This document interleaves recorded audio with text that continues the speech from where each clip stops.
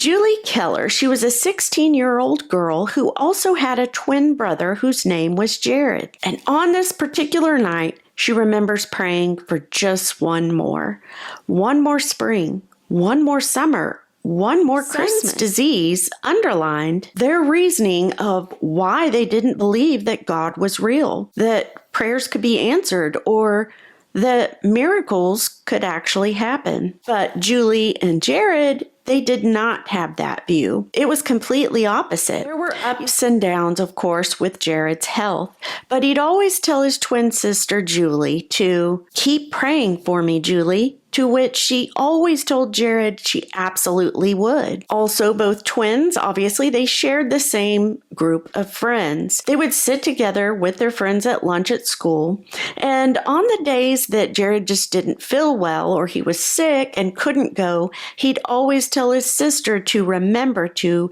save him a spot at the lunch table. After 2 days, the doctors, they weren't making any promises. In fact, they had to tell the family that it just didn't look like Jared was going to pull through this time. She prayed to God also that Jared would just breathe easy and that particularly the pneumonia would just go away. And it was in that same moment as she was finishing her prayer that she hears a noise at the door of his room. She looks up and a small man had entered. He was wearing a janitor's uniform and he was pulling one of those little rolly mopping buckets. He had a kind, gentle look on his face. And Julie says she was intrigued. He says, "I have something to tell you." His voice was soft and it was hard to hear, so she really had to hone in and listen.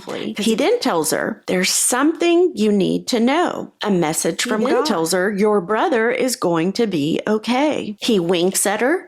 And then he tells her to remember the Bible verse, Malachi 4:2. In this moment, Julie says so many questions just bombarding her mind. Looking again every which way. Still no sight of him. How could this be? How could he have gotten away so fast when he has a mop and bucket that he was pulling? At the nurse's station, she asks about the janitor. Well, maybe this nurse can page him because she had more questions for the man. But the nurse just kind of gave her this puzzled look. Nothing short of a miracle. Apparently, he had had a chest x-ray done recently and the results came back. Jared's lungs had improved drastically. She decides to actually share with her parents that she thinks she saw an angel. And they kind of just told her, "Julie, why would you say something like that?" And Julie explains everything.